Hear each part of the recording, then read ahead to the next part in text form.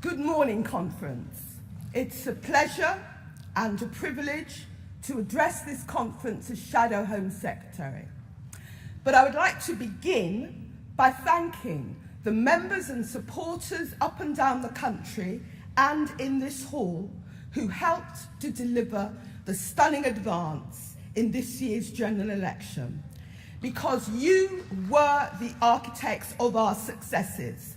And you were able to do this because you believed in our values, you believed in our manifesto, and above all, you believed in the Labour leadership.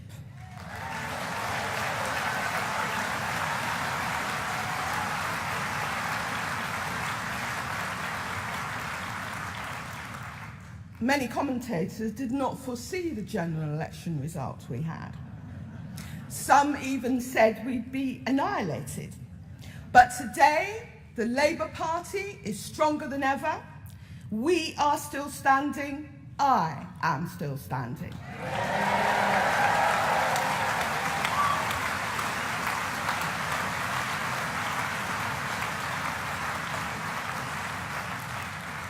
But there's more to do. We have to get rid of this failing Tory government. We have to win the next general election, whenever it comes, and we will.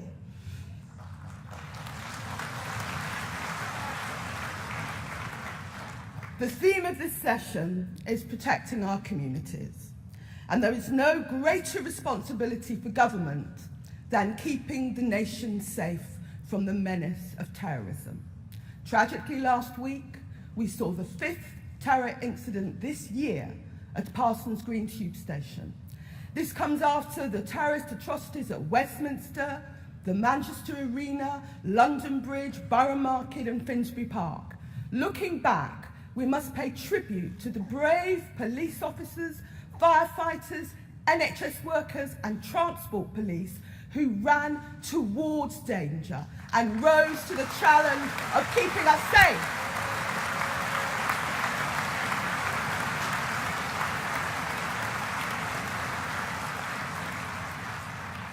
Of course, the Tories have no respect for public sector workers, as their unfair public sector pay cap shows.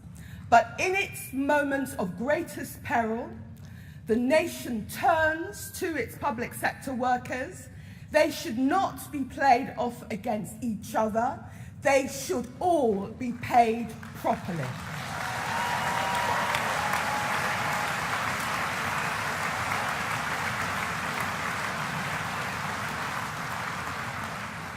And you cannot keep the nation secure on the cheap.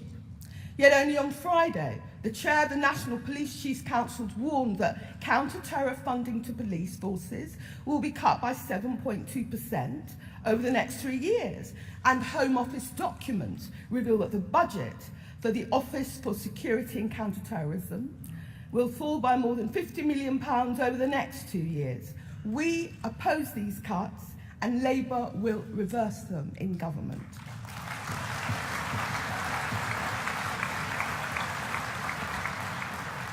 And as part of combating terrorism effectively, Labour is committed to a thorough review of the prevent strand of counter-terrorism policy. Increasingly, there's a concern that prevent is a tainted brand and not fit for purpose. Trampling on our civil liberties will do the terrorists' work for them because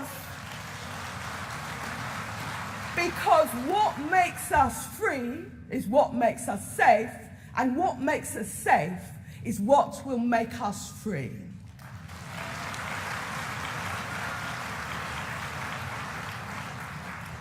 Another key aspect of protecting communities is policing. I have represented an inner city community for over 30 years. I know it's the poor, women and minorities who suffer most from crime. I have always taken fighting crime seriously, and I will continue to do so as Labour Home Secretary. And the reality of the Tory record on law and order is a long way from their rhetoric. Since 2010, Theresa May has been Home Secretary and now Prime Minister. But on her watch, the numbers of police officers has dropped by 20,000. 2.3 billion has been cut from police budgets. The truth is that austerity undermines policing and community safety in just the same way that it undermines our health service. We see the consequences of this around us with rising levels of homicide, knife and gun crime, and the police themselves are suffering from spiralling levels of overwork and stress. Labour in government will work to make communities safe, and we will recruit 10,000 new police officers working in the community.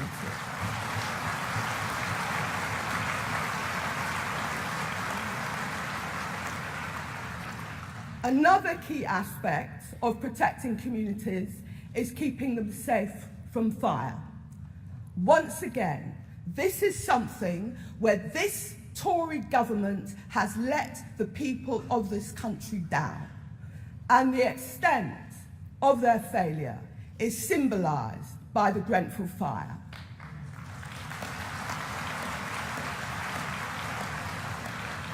Who can forget those images of the Grenfell Tower ablaze? And this did not happen in a slum, in an impoverished country far away. It happened here in Britain, in one of the wealthiest areas of the country, in one of the richest countries of the world. And Tory-controlled Royal Borough of Kensington and Chelsea treated the residents of Grenfell like second-class citizens.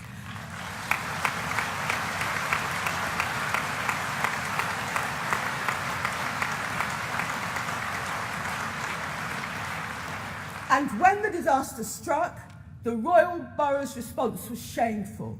Even now, out of all the families made homeless, only a handful have been offered permanent homes. And this in a borough with over 2,000 empty properties. Am I the only person wondering why the commissioners aren't coming in and taking over the failing Royal Borough of Kensington and Chelsea?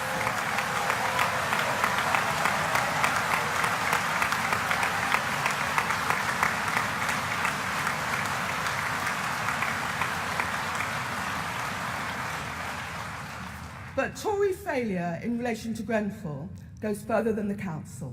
Events at Grenfell are also a direct consequence of deregulation of fire standards and inspection, privatisation and outsourcing. We demand justice for the Grenfell survivors. They will not be forgotten.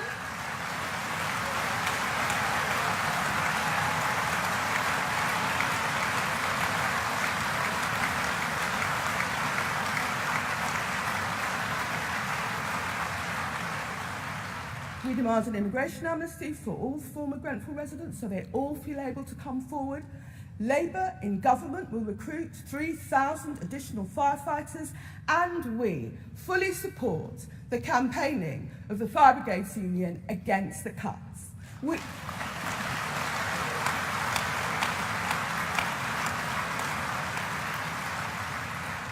all saw the photographs of the brave, smoke-blackened firefighters insisting on going back into the fire to save lives.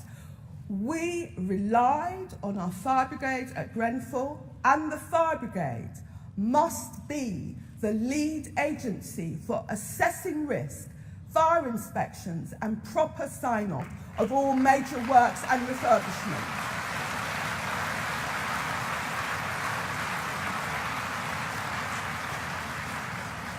No more outsourcing to the private sector.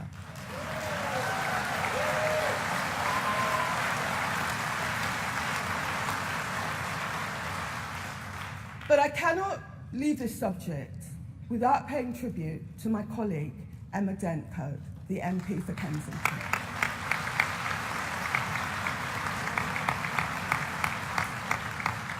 As a new MP, she found herself having to deal with a national tragedy on the scale of Grenfell. She has offered love and leadership to her community in full measure, and conference should applaud her.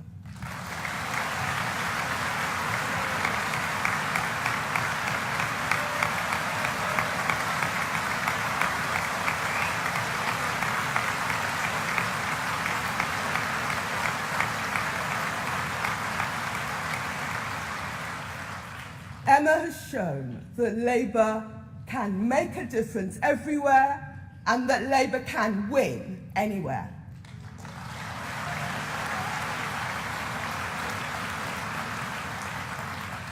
We finally had an inquiry into the Hillsborough tragedy thanks to the tireless campaigning of the people of Liverpool with the support of my colleagues Andy Burnham and Steve Rotherham. But as Labour Home Secretary, I promise a full inquiry into Orgreave and an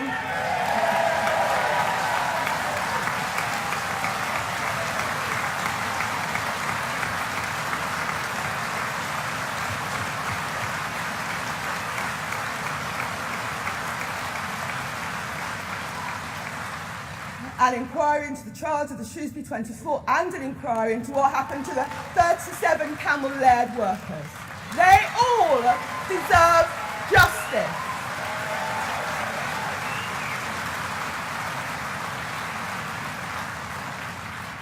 Another vital Home Affairs issue is immigration.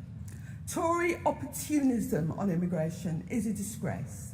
They continue to talk about bogus immigration targets, which they have not met and will never meet. The Tories have weaponised immigration. They have been prepared to pander to anti-immigration sentiment, whatever the cost to the economy and communities. Many of you will have seen the Panorama programme, which revealed the brutal regime at Brook House Detention Centre. Labour will put an end to indefinite immigration detention.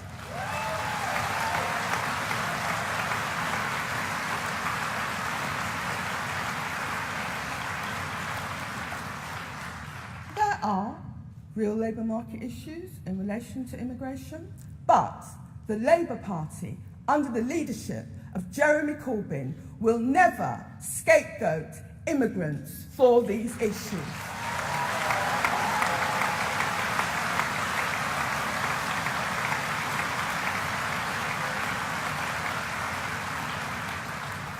Labour in government will work across departments to counter the effects of deregulation, liberalisation, and the weakening of trade union rights and freedoms.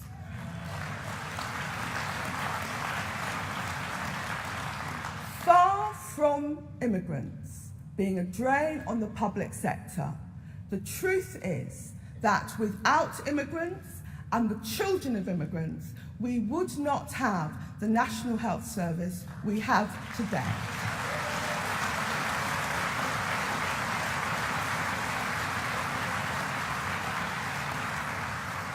And of course, EU citizens in this country also play a vital role in the economy. The willingness of Theresa May to use them as bargaining chips in her negotiations is shameful. We will guarantee the rights of EU nationals living in this country. It is vital for our economy, and it is the right thing to do.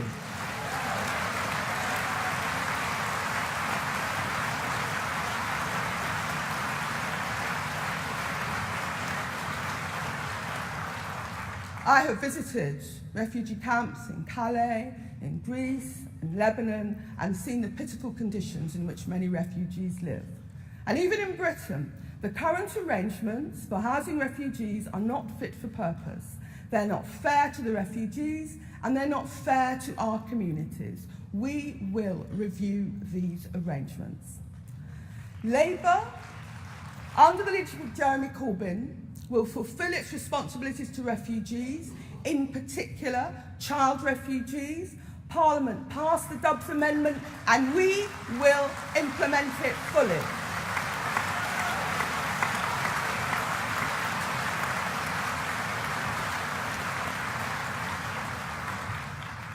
The watchword for our approach to immigration and government will be fairness and the reasonable management of migration.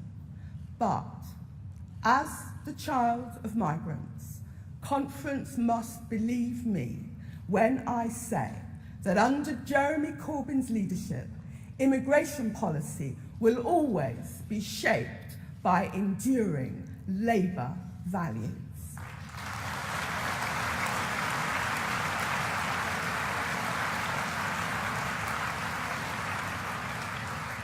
And in closing, I want to thank my new Home Affairs team, Eleanor Smith, my PPS, Nick Thomas-Simmons, Shadow Security Minister, Chris Williamson, Shadow Fire Minister, Afshal Khan, Shadow Immigration Minister, and Louise Haigh, Shadow Police and Crime Minister. This is my top team.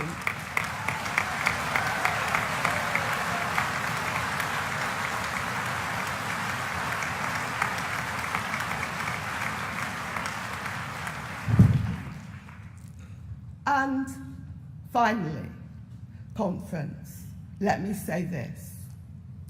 My mother came to this country in the 1950s as a pupil nurse. She could never have believed that her daughter would stand before you as Shadow Home Secretary. And you know, what makes the Labour Party special? What makes the Labour Party one of the leading progressive parties in Europe is not just that we will manage this country and run this country better than the Conservative Party, because politics is not just about management. What makes the Labour Party special is that we have always been the party which works to help people fulfill their aspirations and dreams for themselves and their children. It is that message of hope that helped us achieve the amazing results we achieved in the last general election. And it is that message of hope which will help us win the coming general election and put Jeremy Corbyn into number 10.